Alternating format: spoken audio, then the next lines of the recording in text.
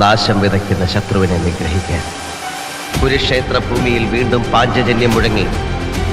ഈ കസേരകളിൽ നിങ്ങൾ പ്രതീക്ഷിക്കുന്ന ആരും വരില്ല.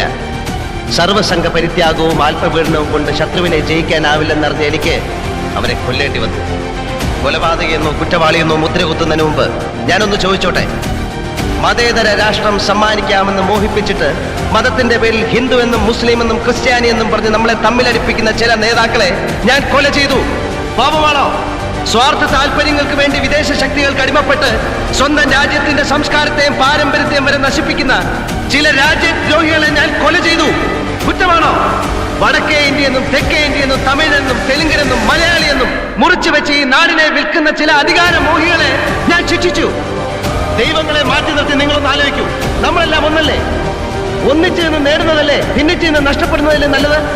സ്വന്തം കുടുംബത്തെയും കൂട്ടുകാരെയും വരെ ശത്രുക്കളെന്ന് നമ്മളെ കൊണ്ട് പറയിക്കുന്ന ഇക്കൂട്ടരെ ശിക്ഷിക്കുന്നത് തെറ്റാണെങ്കിൽ ആ തെറ്റിനെ നിങ്ങൾ വിധിക്കുന്ന ഏത് ശിക്ഷയും ഞാൻ സ്വീകരിക്കാം.